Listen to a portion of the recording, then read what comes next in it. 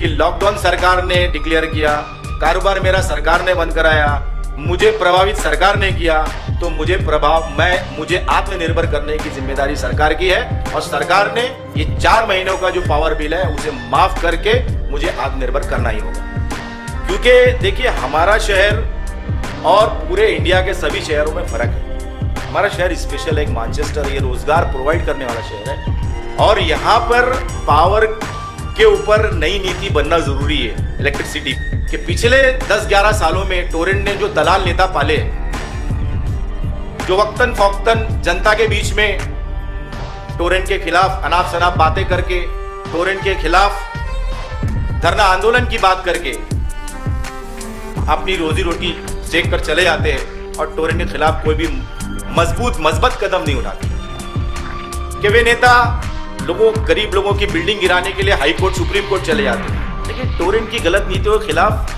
सिर्फ भोग के निकल जाते हैं। कितनी ताजुब की बात है। आज ये टोरेंट जो इतने खतरनाक पैंडेमिक में 100 करोड़ केंद्र सरकार को तो देने को तैयार है, जिस शहर में कारोबार कर रही है, लाखों करोड़ों रुपया यहां से कमाया है, उस शहर में नेताओं को खुश करने के लिए गणपति का पंडाल लगाती थी, ईद बनाती थी, इफ्तारी की बेहतरीन नेताओं को दावत देती थी, 200-400 घरों को जो है राशन तक नहीं पहुंचा सकी। इस पे कोई नेता बोलने को तैयार नहीं। शायद उनके घर पहुंच गया होगा। मतलब आपका बोलना है कि जो नेता जो टोरेंट के खिलाफ जो धरना मोर्चा करते थे, तो वही कहीं ना कहीं जो है टोरेंट के दलाल भी थे। बिल्कुल ना। आप देखिए कि किन नेताओं के पास फ्रेंचाइजी है। टोरेंट फाइन मारता है और उसका सॉल्यूशन कौन निकालता है? वही नेता है। 50% किसी के पास दुकान चल रही है लेस की, किसी के पास 60% लेस की दुकान चल रही है। पर मैं इन नेताओं से ये पूछना चाहूंगा कि टोरेंट को ऐसा कौन सा कानून दिया हुआ है सरकार ने जिसके माध्यम से वो लाखों रुपए का फाइन भी लगाती है और आपके बोलने पर 50% लेस भी कर देती है? ये कौन सा ऐसा कानून है, कौन से जीआर में लिखा हुआ है? अगर वो नेता मुझे बता दे तो मैं आपके खिलाफ या टोरेंट के खिलाफ बोलना बंद कर दूं। अगर अभी तक आपने द वॉइस को सब्सक्राइब नहीं किया है तो प्लीज़ अभी सब्सक्राइब करें। हेलो फ्रेंड्स, मैं Firoz Memon, the voice news में आप सबका स्वागत है। आज भिवंडी के अंदर एक ऐसा माहौल बना है कि हर कोई परेशान है। लॉकडाउन के ज़रिए हर किसी की जो कामकाज था, कारोबार था, वो ठप पड़ा हुआ है और उसमें टोरेंट कंपनी की जो मार पड़ रही है वो एक अलग मुद्दा बना है शहर का। क्योंकि अगर हम देखेंगे कि जो बिल आ रहा था टोरेंट कंपनी का पिछले 3-4 महीने में जो आ रहा था बिल, उसके बाद में अचानक से एकदम बिल डबल और ट्रिपल आने लगा, तो उसमें काफ़ी लोग परेशान हो गए। हमने भी उसके अंदर एक सिग्नेचर कैंपेन चलाया था। लेकिन आज नौबत यह आ गई है कि टोरेंट कंपनी भी एक तरफ से लोगों को प्रेशर डाल रही है कि बिल भरो। तो इसी सिलसिले में बात करने के लिए हमारे साथ में MIM के नेता शादाब उस्मानी साहब है, तो हम उनसे बात करेंगे और उनसे जानने की कोशिश करेंगे कि आखिर इस लॉकडाउन में क्या करना चाहिए, कि टोरेंट पावर मतलब क्या स्टेप लेना चाहिए। तो शादाब भाई, सबसे पहले तो आपका बहुत बहुत स्वागत है हमारे चैनल में। थोड़ा सा हम आपसे जानना चाहेंगे कि ये जो परेशानी आई है तो इसमें टोरेंट पावर से किस तरह से डील किया जाए, उसके बिल भरना है, नहीं भरना है, क्या है, आप थोड़ा सा इसके ऊपर थोड़ी सी रोशनी डालिए। देखिए, सबसे पहले तो टोरेंट पावर जो गलत नीतियों पे काम कर रही है, मैं उसको उजागर करना चाहूँगा। हम सभी जानते हैं कि 22 मार्च से लॉकडाउन जारी हुआ और पूरे देश में ये जारी है। इसके चलते पूरे देश के नागरिक का कारोबार जो है उद्ध्वस्त हो गया है, बर्बाद हो गया है और सभी माशी तंगी से जूझ रहे हैं।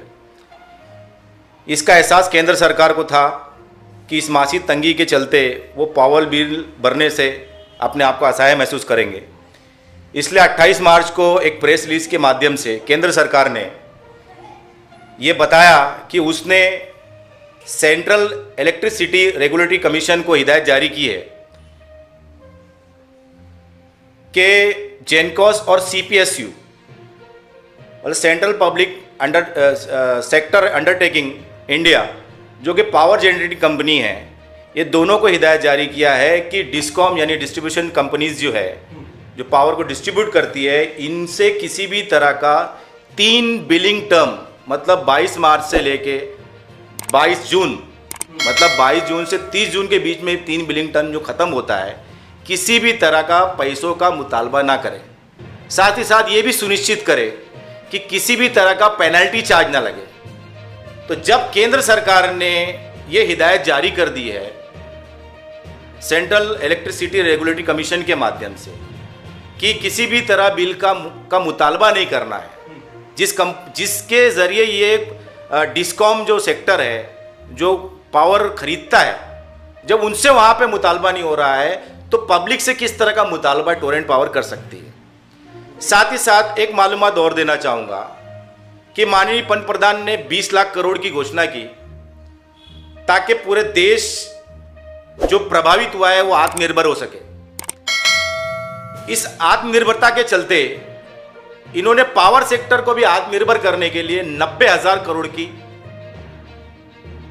मदद का ऐलान किया। तो ये 90,000 करोड़ जो है वो पावर फाइनेंस कॉरपोरेशन के माध्यम से वक्तन फौक्तन पावर जनरेटिंग कंपनी को दिया जाएगा और 30 जून तक वो जारी रहेगा ताकि फाइनेंस के जरिए जो फाइनेंस की तंगी के चलते पावर की कमी ना हो। तो केंद्र सरकार ने जो काम किया है राज्य सरकार ने उसे पालन करना है, उसकी उन्होंने रिक्वेस्ट भी की है। तो ये जो असंवैधानिक कार्य टोरेंट पावर लिमिटेड कर रही है ये हमारी समझ के परे है और मुझे इसका मूल कारण ये लगता है कि पिछले 10-11 सालों में टोरेंट ने जो दलाल नेता पाले हैं जो वक्तन फौक्तन जनता के बीच में टोरेंट के खिलाफ अनाप शनाप बातें करके, टोरेंट के खिलाफ धरना आंदोलन की बात करके अपनी रोजी रोटी सेक कर चले जाते हैं और टोरेंट के खिलाफ कोई भी मजबूत कदम नहीं उठाते। तो इसमें गुंजाइश है क्या कि अगर ये नेता एकजुट होकर अगर टोरेंट के खिलाफ कुछ करे, कोई स्टेप, कुछ कदम उठाए तो क्या उसका सोल्यूशन निकल सकता है क्या? आप क्या बोलना चाहेंगे इसमें? देखिए बिल्कुल निकल सकता है। सबसे पहले तो मैं आपके चैनल को मुबारकबाद पेश करूंगा कि आपने एक जो देश के संविधान का चौथा स्तंभ है उसका किरदार अदा किया और शहर में एक माहौल क्रिएट किया। तो टोरेंट के खिलाफ सबसे पहले जो कुछ नेता बोलना शुरू किए वे भी हुए, उसमें से भी कुछ नेता उन मामलों में शामिल है दलाली के, लेकिन बोलना तो शुरू किए। इसका मतलब शहर में एक माहौल क्रिएट हुआ कि टोरेंट जो कर रही है धांधली वो गलत है। क्योंकि देखिए हमारा शहर और पूरे इंडिया के सभी शहरों में फ़र्क है। हमारा शहर स्पेशल है, एक मैनचेस्टर, ये रोज़गार प्रोवाइड करने वाला शहर है और यहाँ पर पावर के ऊपर नई नीति बनना ज़रूरी है। इलेक्ट्रिसिटी सवाल ये है कि ये इंडस्ट्री जो इस लॉकडाउन से प्रभावित हुई है कहीं ये ख़त्म ना हो जाए, बर्बाद ना हो जाए जी। क्योंकि इस पैंडेमिक में जो पावर लूम मजदूर जो पैनिक होके गांव छोड़ चले गए वो आने वाले 6 महीना, 8 महीना, 1 साल शायद आए नहीं आए, कोई गारंटी नहीं। पावर लूम तो चालू हो जाएगा लेकिन पावर लूम मजदूर नहीं होने की वजह से पूरे लूम चलेंगे नहीं। अंतर्राष्ट्रीय तौर पे कोविड-19 से जो प्रभावना हुई है उसके चलते हमारा माल बिकेगा नहीं बिकेगा उसकी गारंटी नहीं है। आने वाले वक्त में कोई भी त्यौहार लोग अप्रिशिएट करेंगे नहीं करेंगे, गारंटी नहीं, क्योंकि लोगों के पास पैसे नहीं। तो कपड़े की जब खरीदारी नहीं होगी तो हमारा माल बिकेगा कहाँ? माल बिकेगा नहीं तो हम बनाएंगे क्यों? तो ये सारी जो चीज़ें हैं इसके चलते राज्य सरकार ने इलेक्ट्रिक सिटी के ऊपर एक कुछ नए कानून बनाना चाहिए और पावर लूम सेक्टर को खुसूसी सब्सिडी देना चाहिए, कम से कम 6 महीने से 1 साल 50% सब्सिडी, ताकि ये इंडस्ट्री खड़ी हो सके। जिस तरह हम हमेशा हमारे शेतकरियों का कर्ज माफ़ करते हैं वक्तन फ़ौक्तन, कभी इस तरह पावर इंडस्ट्री का आपने क्यों नहीं माफ़ किया? अच्छा, आप भिवंडी की जनता से क्या कहना चाहेंगे इस बारे में? भिवंडी की जनता से मैं खुसूसी अपील करूंगा कि किसी भी तरह के दबाव में ना आए, किसी भी नेता के बहकावे में ना आए, किसी भी तरह का पावर बिल का आपको भुगतान आने वाले लॉकडाउन ख़त्म होने तक आपको नहीं करना है, नहीं करना है, नहीं करना है। उसकी वजह यह है कि लॉकडाउन सरकार ने डिक्लेयर किया, कारोबार मेरा सरकार ने बंद कराया, मुझे प्रभावित सरकार ने किया, तो मुझे आत्मनिर्भर करने की जिम्मेदारी सरकार की है और सरकार ने ये 4 महीनों का जो पावर बिल है उसे माफ़ करके मुझे आत्मनिर्भर करना ही होगा। भाई बहुत बहुत शुक्रिया हमसे बात करने के लिए। हम उम्मीद करेंगे कि वाकई में ये आपकी जो आवाज़ है ये ऊपर तक जाए और इसके ऊपर कुछ ना कुछ एक्शन हो। तो दोस्तों ये थे हमारे साथ में MIM के नेता शादाब उस्मानी, जो कि टोरेंट पावर की नीतियों के ऊपर उन्होंने काफ़ी स्पष्ट बातें की। और हम आपसे ये गुजारिश करेंगे कि हमने जो सिग्नेचर कैंपेन स्टार्ट किया था तो ये अभी तक जारी है, हमारी लड़ाई जारी है टोरेंट के साथ में। जब तक के बिल माफ़ नहीं हो जाते तब तक के हम इस जंग को जारी रखेंगे। तो आप प्लीज़ हमारे डिस्क्रिप्शन में जाके जो हमारा लिंक है सिग्नेचर कैंपेन का, तो उसमें जाके आप उसको साइन कीजिए और हमारे साथ जुड़िए और हमें सपोर्ट कीजिए। Thank you.